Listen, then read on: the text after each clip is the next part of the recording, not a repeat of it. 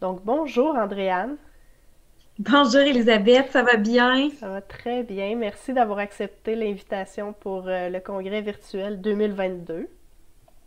Ça fait plaisir. Donc, est-ce que tu peux commencer par te présenter un petit peu? Oui, moi c'est Andréane, je suis agente administrative pour le CISCA, donc le Centre intégré de santé et services sociaux de Chaudière-Appalaches.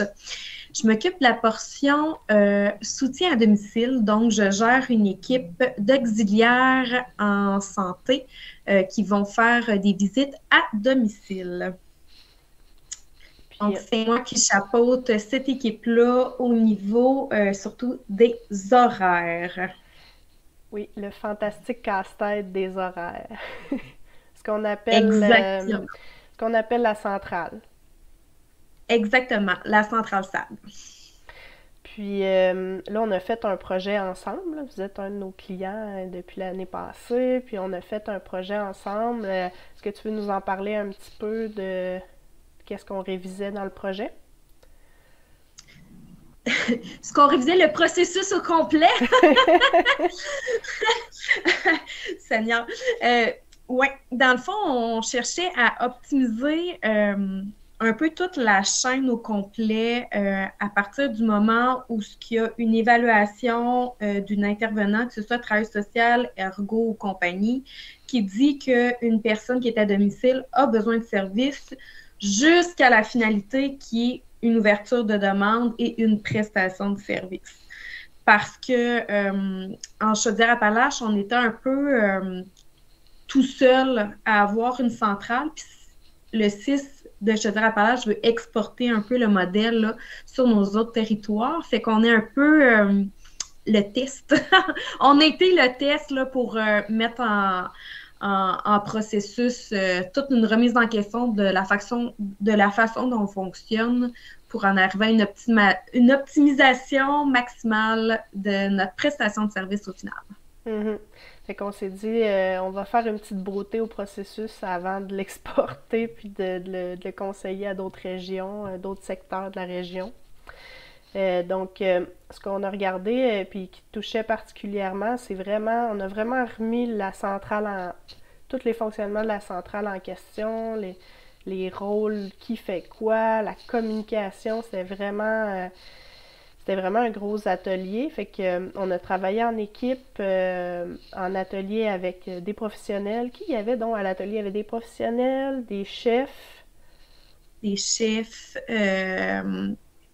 il y a aussi moi, j'ai pas eu la chance, mais il y avait aussi des auxiliaires familiales qui ont été dans d'autres groupes. Mais surtout, c'est ça, chef de service, professionnel, que ce soit ergo, il y avait des techniciens, des TRP, là, je sais que c'est plus le bon mot, mais je me souviens jamais c'est quoi le vrai nom.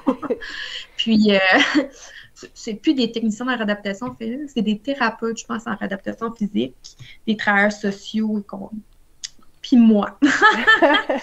qu'on appelle la Moi. madame de la centrale, parce que pour l'instant, tu étais la seule agente à travailler à la centrale. Fait que vous faites un travail super important là, au SAP. C'est vraiment le soutien à domicile des personnes âgées. Puis, quand on parle d'un thème comme l'équilibre, justement, c'est toutes des questions qui se sont posées en atelier. Quand est-ce qu'on garde quelqu'un à domicile? Est-ce qu'on en fait trop? Est-ce qu'il devrait... C'est un équilibre qui est vraiment pas facile à conserver. Là, puis il faut que tout le monde mette du sien pour conserver cet équilibre-là.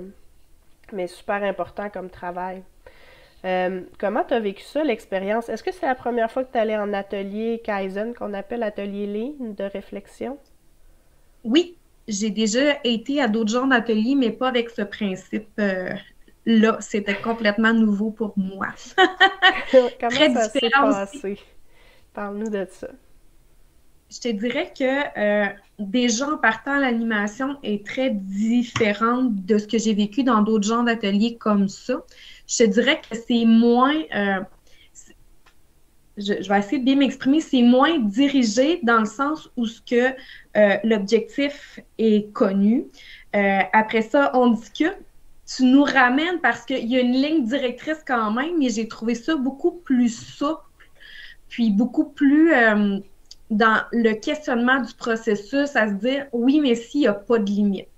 Puis souvent, ce qui arrive dans les autres, ce que je trouve dans les autres genres de rencontres de ce type-là, c'est qu'on se fait tout de suite mettre un cadre, voici les limites, on a une limite de budget, on a une limite de personnel, tandis que là, c'était le monde, comme on a souvent dit, un monde de licorne, où ce que s'il n'y a pas de limite, puis qu'on est capable de trouver des ressources, qu'est-ce qu'on pourrait être capable de faire dans le maximum?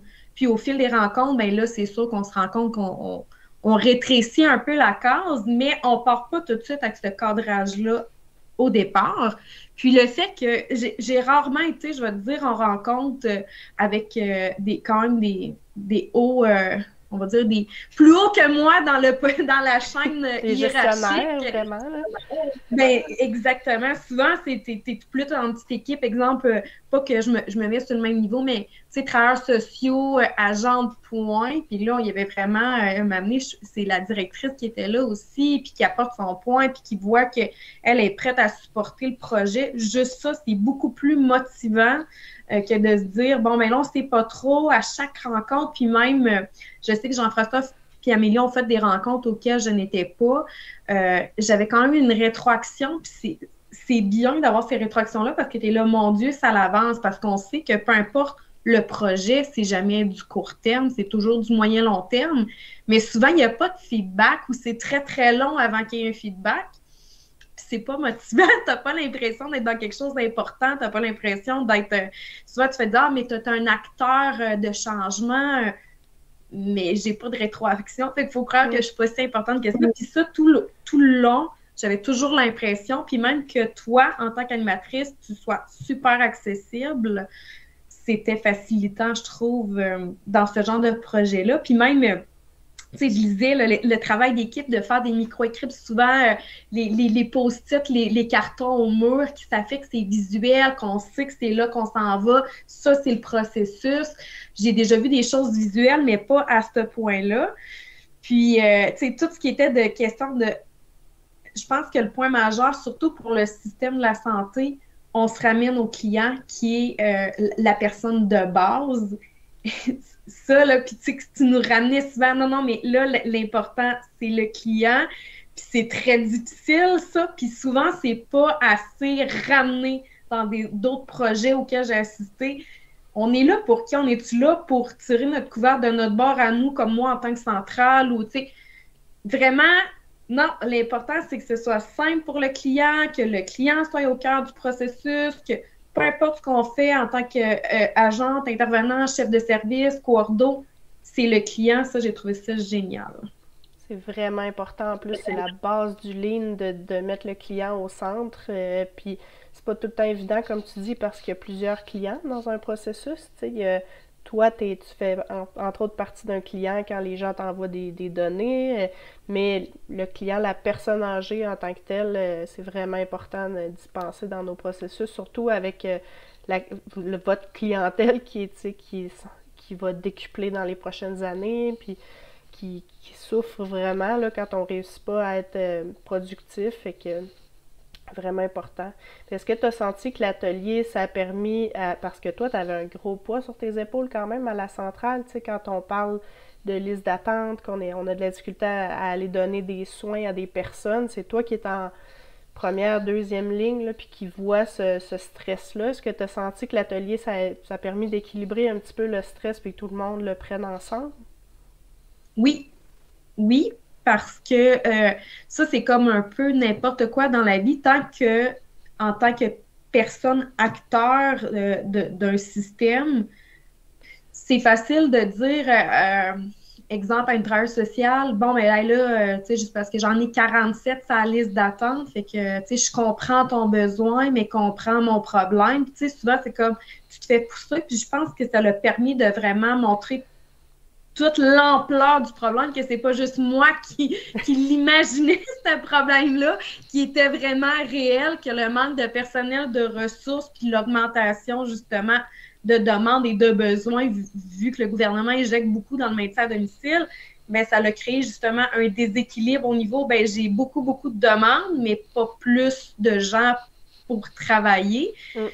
Puis de le mettre en chiffre, de le mettre en, ben voici en date d'aujourd'hui le nombre de demandes que j'en attends versus le nombre de membres du personnel qui sont en arrêt. Ou je pense que ça l'a permis vraiment de voir, mais même pour mes collègues aussi, le travail social, de faire dire, ben nous, quand on est en arrêt, on n'est pas remplacé. Fait que là, moi, je me ramasse avec beaucoup de charges, beaucoup de pression. Je pense que ça l'a permis de mettre à nu au complet le problème, puis que tout le monde se l'approprie et le comprenne, même présentement dans mes interactions avec les intervenants. Je trouve ça beaucoup plus fluide, beaucoup plus vrai, puis je te dirais 80% moins de pression là, quand je reçois une demande, là, aussi parce que ça s'est rétabli entre-temps. Là. Oui. Ça va beaucoup mieux, mais parce qu'il y a une compréhension égale du travail de chacun, parce que même entre nous, on ne savait pas tout ce que les autres faisaient par en arrière, tout le processus, moi, que les intervenants font avant d'en arriver à une demande. Je savais qu'il y avait une évaluation, mais sans plus. Là, tout le monde était conscient du travail de tout le monde. Puis on est capable de dealer avec cette partie-là à cette heure, de savoir que s'il y a une demande, c'est pas inutile, c'est qu'il y a vraiment un besoin. Puis le fait qu'on ait aussi priorisé les besoins pour moi, pour faire des choix, que ça soit enlevé de sous mes épaules, ça, cette priorisation de dossier-là, ça l'a beaucoup aidé. Aussi là, du côté de la centrale. Je me souviens des réactions des participants quand on a parlé de tout ce que tu avais à faire, puis toute la réflexion, puis de la pression. Puis je me souviens que les gens, il y avait une grosse réaction, là. Faut faire quelque chose, elle peut pas tout gérer ça toute seule, là, tu sais.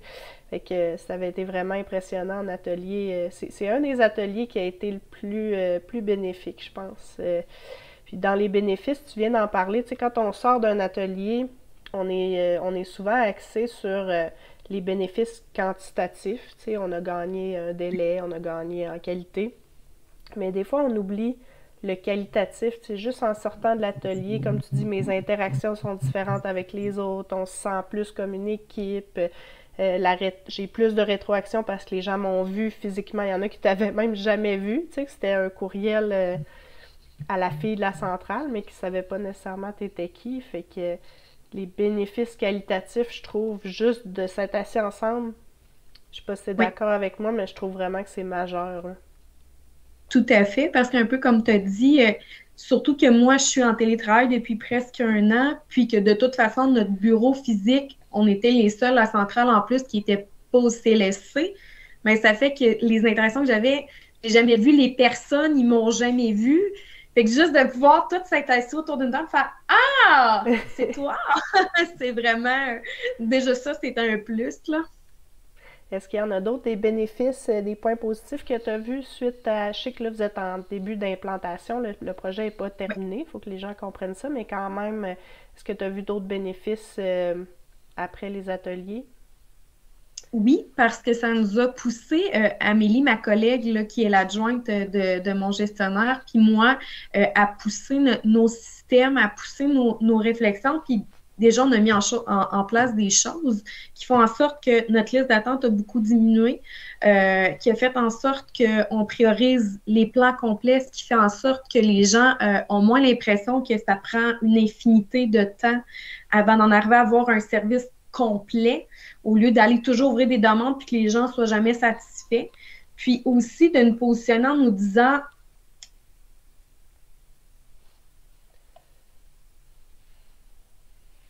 qui était un enjeu, nous, dans notre dossier, mais là, on est plus en mode, bon, vous voulez un service, on vous le propose, vous refusez, vous acceptez, puis on se rend compte qu'on est en train de changer juste la culture aussi, autant des intervenants que du client, ce qui fait en sorte que c'est beaucoup plus facile, puis qu'on ouvre beaucoup plus de demandes.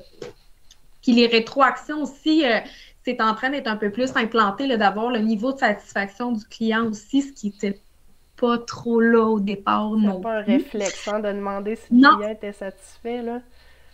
C'est ça. Fait que là, c'est rendu quasiment ça va être à toutes les étapes du processus qu'on est en train de mettre en place, mais on voit déjà l'amélioration, puis c'est ça. Je vois l'ère de renouveau, je vois le changement tout du positif, puis ça l'a déjà impacté beaucoup. Moi, c'est sûr que c'est sur la liste d'attente, là. On est passé de 117 demandes en attente à présentement, on en a peut-être une dizaine. Fait que c'est considérable. Oui. Puis même au niveau des employés, le discours a beaucoup changé parce que je sentais une lassitude chez nos employés, une lourdeur. Puis là, je les sens de plus en plus enjoués. Il y a comme un regain, puis je l'entends ça beaucoup quand je parle avec les auxiliaires. Même les nouvelles qui arrivent, qui ont fait des stages parmi nous, ils appliquent sur nos postes qu'on n'avait pas nécessairement avant parce que les gens trouvaient ça lourd, puis ça s'entendait dans les couloirs que c'était lourd travailler en soutien à domicile. Puis là, le vent est en train de changer, puis on commence à avoir des postes presque complets là, dans ce qu'on a disponible parce que justement, il y a un vent de renouveau. Puis les gens l'attendaient, je pense que ça fait longtemps, là, ce vent-là, pour venir travailler avec nous. Ouais, je suis tellement contente. Ça me remplit de bonheur d'entendre tout ça. Nous aussi. Est-ce qu'il y a des choses que tu aurais faites différemment dans le processus, dans le projet? Tu sais, y a-t-il des choses que tu te dis, peut-être à refaire ça, on pourrait se prendre autrement, ou ça peut être des choses que tu as entendues aussi? Pas vraiment, je te dirais. De mon côté, à moi, j'avais misé la transparence pour vraiment que les gens comprennent toutes les problématiques qu'il y avait à la centrale parce que c'est un beau fonctionnement, la centrale. Moi, je pensais qu'au début, quand j'ai commencé à travailler là, il y a 1 an, je pensais que c'était comme ça partout pour me rendre compte que non, on était unique. Ben, pour le CCA, je parle. Fait que de pouvoir montrer toute, je pense, littéralement la détresse qu'on vivait, parce que j'ai eu des collègues aussi avant moi et en même temps que moi, toute la détresse qu'on avait, puis la lourdeur du fait que les gens ne voulaient pas venir s'asseoir à la centrale.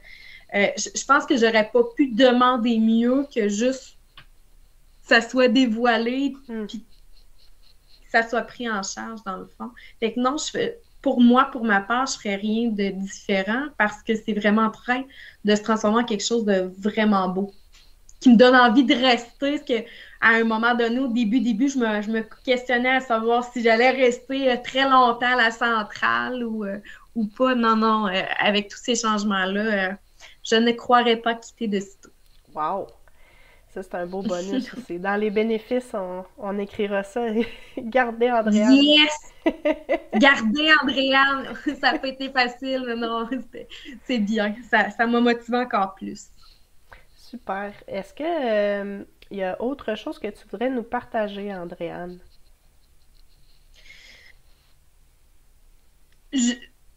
Je suis vraiment contente que le CIS se soit positionné à engager quelqu'un d'externe pour un projet comme ça, parce que ça permet justement d'avoir beaucoup de remises en question puis beaucoup de confrontations que je pense que si on serait resté plus à l'interne, on n'aurait pas eu tant de progrès, on ne serait pas allé chercher tant de gains, je pense, pour la centrale. Fait que je pense que ça a vraiment été un beau plus qui aille chercher la firme meilleure pour chapeauter ça. Parce que souvent, par expérience, quand on reste à l'interne, c'est bien difficile d'engager un minding de changement puis d'aller chercher une vision différente qu'on a eue avec vous, là, vraiment. C'est sûr, quand on arrive, on bouscule un petit peu, puis justement, quand on parle de cultiver l'équilibre, nous aussi, il faut s'ajuster rapidement quand on sent qu'on a trop poussé ou que, on n'a pas assez poussé. Il faut aller chercher faut vous déséquilibrer, mais en même temps, il ne faut pas perdre l'espoir non plus qu'on va faire mieux après, là. Mais je pense que dans votre cas, on a poussé juste assez pour qu'il y ait des beaux changements puis que les gens soient motivés puis impliqués, là. Je seconde l'affirmation. Donc, Andréane, notre conversation, notre entrevue, ta conférence, peut-être ta première conférence, je sais pas. Oui, ma première. D'où la nervosité ressentie. Pas du tout, t'es une naturelle. Donc, ça sera présenté le 23 novembre et on va pouvoir te faire parvenir aussi les résultats, tu sais, qui a vu quoi, est-ce qu'il y a eu des commentaires, des choses comme ça. Donc, je prends le temps de te remercier. Merci beaucoup de ta participation. de ton ouverture, puis d'avoir pris le temps avec moi aujourd'hui. Ça fait plaisir, Elisabeth. Un plaisir de travailler avec toi. Merci.